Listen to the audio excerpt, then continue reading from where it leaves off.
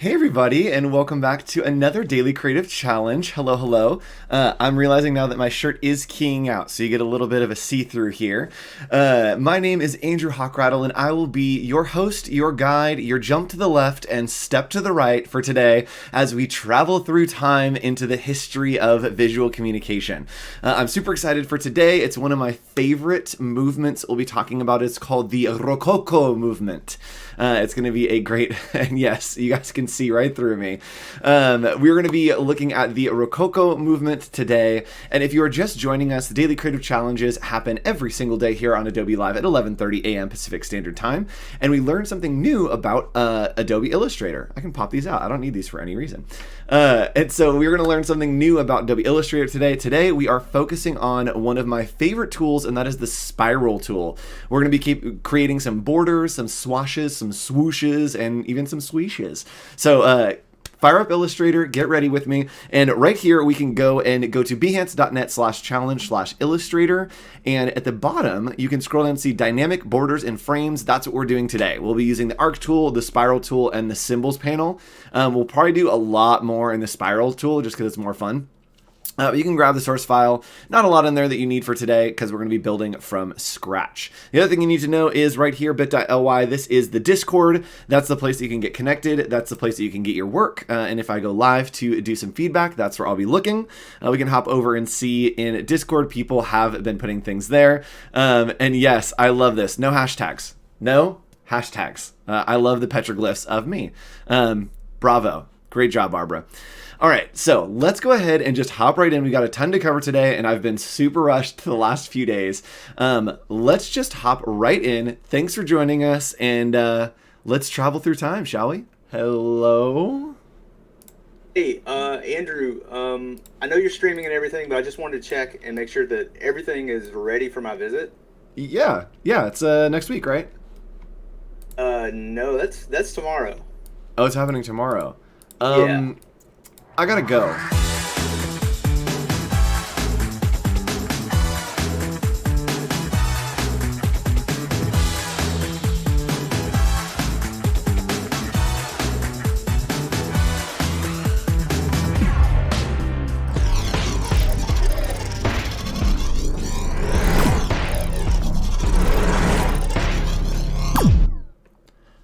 Where are we? Oh, we're here in the 1730s. We've been transported back in time to the 1730s to one of my favorite movements, and that is the Rococo movement. The Rococo movement is known as the final cry of the Baroque movement, right? So what I like to say, if it's not Baroque, don't fix it. Thanks for tuning in, everyone. I'm sorry I had to. So it is the Baroque movement. It's the tail end, 1730s. And the Rococo movement started in France and eventually exploded into Europe. The things that you'll know about the Rococo movement is a lot of C curves and S curves, right? And you look at, and they kind of look like shells, kind of this stuff, to where it's very swirly, lots of florals. And actually, it converted over from just being a visual movement into something like silverware. Right? I'm sure that all of you have the silverware that have the kind of floral at the bottom that wraps around, that has some kind of ornate pattern. That's actually very, very popular and a reminiscent of the Rococo movement. So that's what we're going to be doing there. And artists were Baroque back then too. I love that. That's a great one. Nice. All right. So let's go ahead and hop in here. Our research homework is to look at the Rococo movement, and the challenge is create unique swirling flourishes that can be used as borders using the arc tool and spiral tool and symbols panel. We'll kind of look at the symbols panel, but we're going to focus on the arc tool today, really. So let's go ahead and hop in. I'm going to show you a million different ways to do this. And so try to follow along. I'm just on an empty artboard here. I like to open this space and kind of work out of the artboard. And hello, Aaron. Hello, Mervin. Nice to see you here. So what we're going to do right off the bat is we're just going to use the brush tool. We could use the pen tool for this, but I like using the brush tool with very soft settings. So we're going to click on the brush tool, which is B, and hit enter and make sure that it is smoothed all the way up. So we want the smoothest possible brush that we can. And here what I'm going to do is I'm going to kind of start an S curve. And a C curve, again, would be something like this. Andrew, let's go ahead and make sure that we have at least something to stroke. There we go. All right. So a C curve would be something like this, right? You can see that it looks like a C, and an S curve would be something like this, right? Where it comes back around. So we're going to do an S curve on the side, and that feels fairly rococo to me. So something like that. Let's see if we can get that a little bit better. Yeah, actually, that looks great. So using that smooth, you can see that it actually took down to a very low amount of anchor points, and that's what we want. We want it to look super smooth and super just nice. So you can use the brush tool for that. We could use the pen tool, but again, brush tool is the way to go when you're doing this. Just try to keep it super loosey-goosey. We also could do something called the zigzag tool. And the way to do that is to just grab a line segment. So we're going to come over here and we're going to grab the line segment tool, which is right over there. It's the backslash if you want that. And we're going to click and draw a line. So just click and drag to draw a line. And we can go to Effect, Distort and Transform, and go to Zigzag. We can turn on Smooth and then turn up the size. And you can see there that it's starting to make a kind of wave. So this is a great way to get just a super easy little up and down curve. And we're going to hit OK there.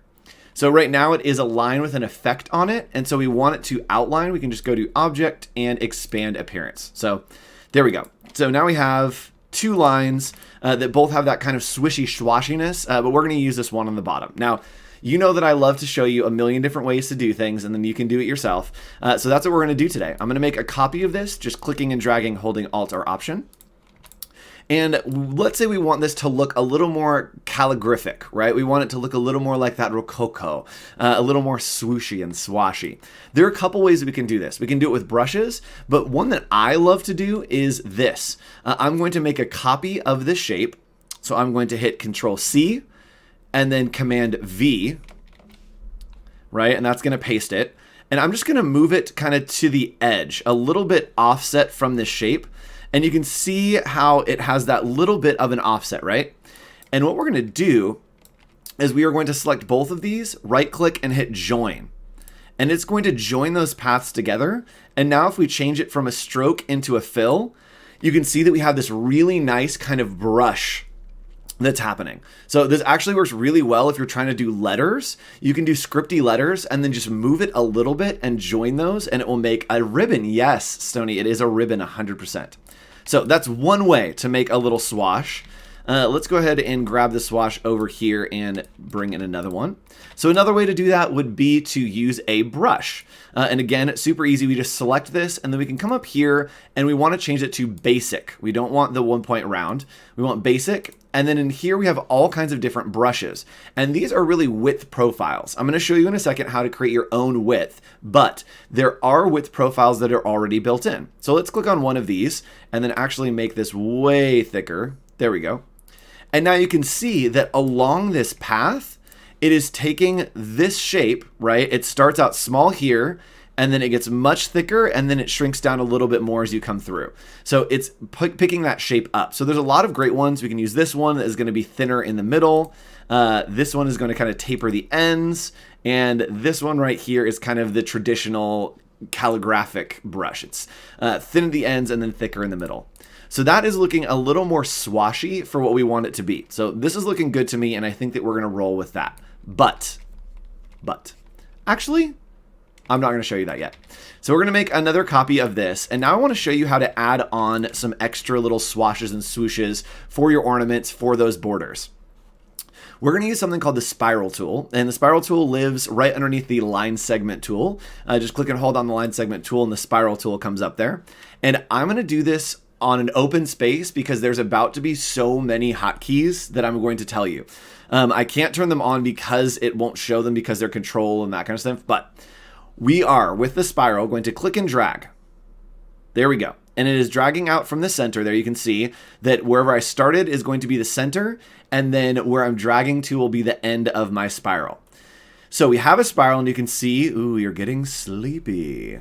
You can see as we drag it around, it is either making it larger or smaller. Now, if we want to move it without kind of messing anything up, we can hold space, and holding space is going to allow us to actually move the location around, right? So once we have the location locked in where we want it, we can hold shift and then rotate. And holding shift to rotate is going to keep it at 45 degrees. That's where it gets really hypnotic. It will keep it at those 45-degree angles. Now, the next thing that we can do is we can hold control or command, I believe, on Mac. And control or command is going to control the delay. Sorry, the decay. That's the word I wanted. The decay is how much it gets smaller from the piece before it, right? So each segment of this spiral is a percentage of the one in front of it. So if it was set to an 80% decay, the first part of the spiral would be at 100%, and the next one would be 80% of that, and the next one's 80% of that, and so it just keeps going.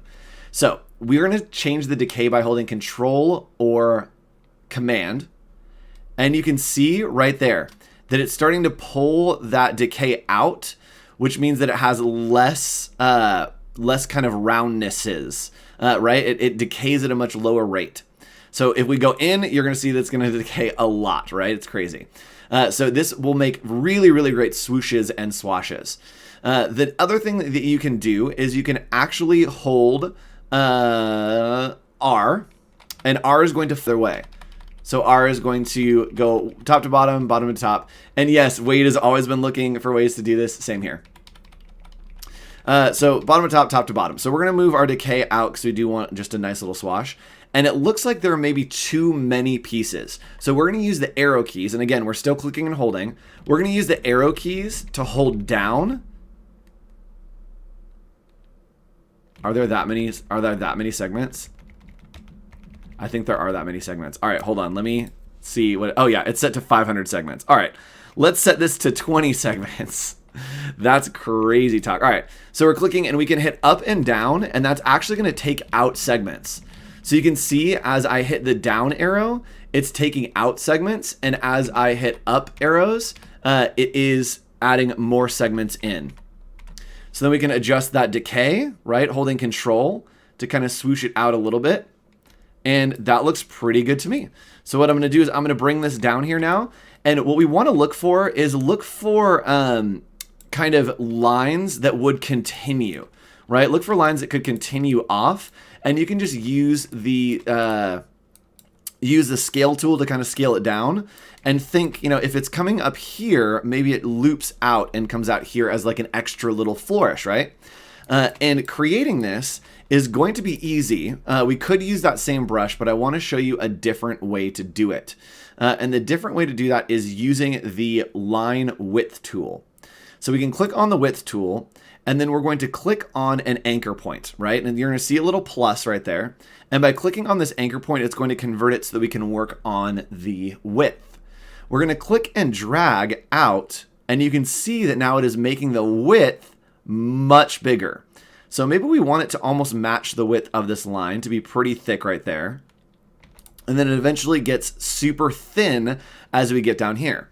Now, if we wanted to, we could have this follow maybe what our main line is doing, and click and drag, and you can see that we can make it super thin again here, and then maybe it gets a little bit thicker here, and then it ends super thin again. So you can see that we have a lot of variation happening in this little swash, which is really cool and I think important. And people are saying that I'm pixelated? Oh no. Yeah, try to refresh. My connection is good, I promise. So you can add in a lot of these little swashes here. Now, if we want to do a kind of a one-off extra little swoosh, we don't have to use the spiral tool. We can actually use the arc tool. And the arc tool is another one that has a whole bunch of hotkeys. So we're going to go back up here.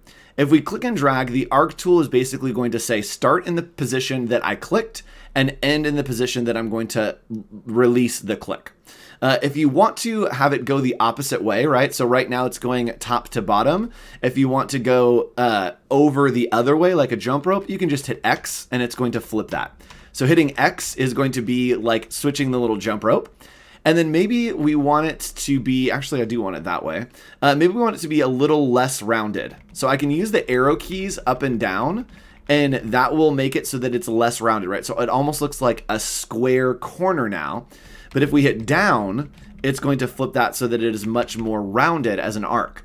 If I keep holding down, Yes, it keeps going to the other side. So you can do either of those pieces. So let's say that we want to make an arc and maybe we want an extra little something coming off of here. We can just use that arc tool and I'll grab right there and you'll see how wrong this is right now. But if I hit X, again, it's going to flip. And then we're just going to round this out a little bit. And there we go. Looks pretty good to me. And I can use the line weights tool again to come in and make this so that it kind of just loops out on the edge. So that's starting to look pretty good. I actually don't like the line weight on this swatch here, but it's starting to look pretty good. Now, something that you can do is check this out. We can grab the spiral tool. Oops. If you don't want to make a bunch of these, you can grab the spiral tool and we're just going to make it with 11. So what I did there is instead of clicking and dragging, I just clicked and we're going to set it to 10 and then hitting OK. So the radius is here. The decay, that 70% was pretty good from what we had. So we're going to hit OK. And there we go. We have our nice little swash here. Now from here, here's what we're going to do. We are going to add on a brush pattern to this. Let's use that one. Let's increase the size of that brush. And you know what? The decay feels like it's too much for me. So we're going to delete this. And I'm going to set the decay to like 90%. Let's try that one. Okay, I hate that. So let's go ahead and set it to 80%. That's better. That looks better. All right. So we're going to leave this here. And then we are going to add that brush profile to it. We're going to increase the thickness by just doing the size right there. And now I have one of these. Now, this is where it gets important. Pay attention. Here we go. We are going to make a bunch more of flourishes for this shape to do kind of border, but we're going to do them all at the same time. So check this out. I can just make a copy of this by clicking and dragging, holding Alt or Option, and then I can go to Object, Transform, and Transform again, which is just Command D. So it's going to make 5 copies there for us. Now, what we're going to do is we are going to click and drag on all of these, right? And here's how we kind of are going to make a bunch. And we're going to go to Object, Transform, Transform Each. And by Transform Each, what we can do is we can click on Random. And that is going to yes, yes, yes, yes, yes, yes, yes. Cool. That is going to change the scale. So maybe I set these to 80. It is going to randomly change the scale of which ones get applied at 80 at the scale of 80%.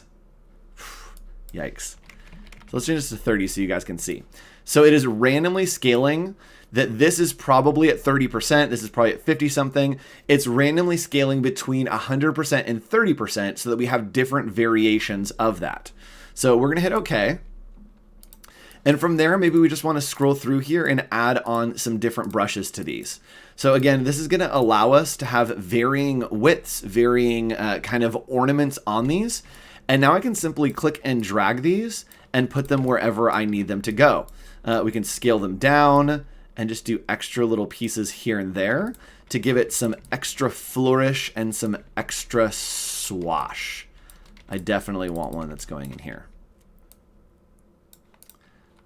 There we go. Needs to rotate just a little bit. I'm just using the rotate tool to rotate that out just a little bit.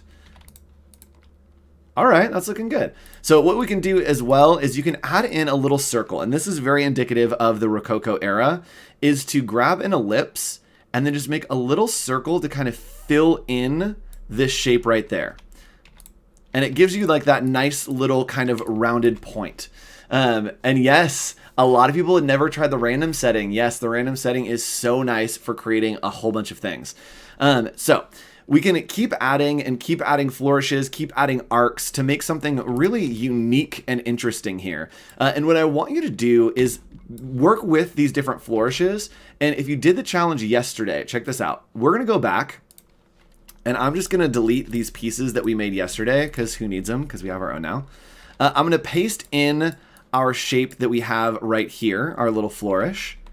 And maybe this becomes the new header for our invite. So you thought we were just making flourishes for the sake of making flourishes, but no, we are going to do something with them. And yes, it's looking a lot like Nightmare Before Christmas. Yes, very Rococo. We're going to transform, reflect, and make a copy of that. And you can see how we can start to use these kind of Rococo C curves and S curves to really elevate something, right? To make it look a lot more fancy. And Rococo is actually all about asymmetry. And so if we wanted, we could take some of these pieces and really throw them maybe into the corners, popping over onto our document. Maybe we would have something like this and it would be in the corner, but then a lot of these other pieces would kind of drop on top. Now I do want to show you one last thing, and yes, wrapping paper, absolutely. I do want to show you one last thing before we part ways for the day, and that is the symbols panel. So we've created, we've created all these little guys, right? Maybe we want some of these spirals, but we want to kind of fill an area with them. And this isn't the greatest example, but let's say that we want to do, actually, let's do this. I'm literally just going to make a square to show you guys real quick. So I'm going to make a square, go to Effect, Pucker and Bloat, and then we're going to bring this in. There we go. That's what I want. To make a little clover there. And we're going to expand appearance. So let's say that I love this symbol and I want it to kind of be an element that we use. I can come up to the symbols panel, which is just a spade up here. Club, spade, yes. And I'm going to click and drag it into that panel. I'm going to change it to a graphic and leave it as a static symbol and hit OK. And from there, now I can just click and drag and put this onto my document. I also can use something called the symbol sprayer. And that is over here. It is Shift S symbol sprayer. And with this symbol selected, when I click and drag, you can see that it kind of just fills in with some of those pieces. So maybe I would want to kind of create a brushed pattern. I can take this symbol that we created and use that symbol sprayer to just spray some of those in. And it will randomly put them across the way. So this could be great for some uses to kind of have randomness or to kind of feel like it's spray painted on there. But I really want you to focus on creating these S curves and the C curves. Create those Rococo wibbly-doos, as you will, and then try to play around with the different versions, right? Remember, we did this version, which was just moving and joining. We'll do that one more time, is we have this path, and we're going to hold Shift and Alt or Option, and that's going to make a copy when we hit down, right? Holding Alt or Option just makes a copy of it. And we're going to move this maybe down and to the right a few. We're going to select both of these, and then right-click and go to Join right here. And again, it's going to join those together. We change it so that it is a fill, and it has made a nice little ribbon for us. So that's one way to do these curves. And actually, let's do that with the complex one that we have up here. See what it looks like. So we have one with all the brushes and the width tool. Don't forget about the width tool that we used. We're going to actually take all of these off. We'll have that little circle here. Let's delete that. We're going to have all of these off, right? So they're just paths now. I am going to group them, and then we're going to make a copy, right? Holding Alt or Option. And I'm just going to move this down and over a few times, and this is going to be a crazy ribbon. So we're going to go here, and oh yeah, it's making them all separate. Hold on. We're going to do this. We got 1 minute. Oh boy, we might not do this. Okay, all right. That's your homework. Make something crazy and then try to get it into a 3D ribbon effect. We are going to run out of time for me to do that, unfortunately. But make your S curves, make your C curves, and try to put them on your invites from yesterday. See if you can make a Rococo invite out of something that was not Rococo before. Just slap some curves on it. And make sure that you are posting your work right here at bit.ly/AI Discord. I'll be going live probably a little bit later this afternoon, mid-afternoon maybe. And we will look at some feedback. We'll hang out, maybe have some snacks, and just have a grand old time. As always, come back tomorrow. Tomorrow's one of my favorite lessons. Again, all these are my favorite lessons, but tomorrow is something called the Romain Duroy, and it is one of the only fonts in the world in all of history that can get you killed. So tune in tomorrow to find out about the font that might make you die.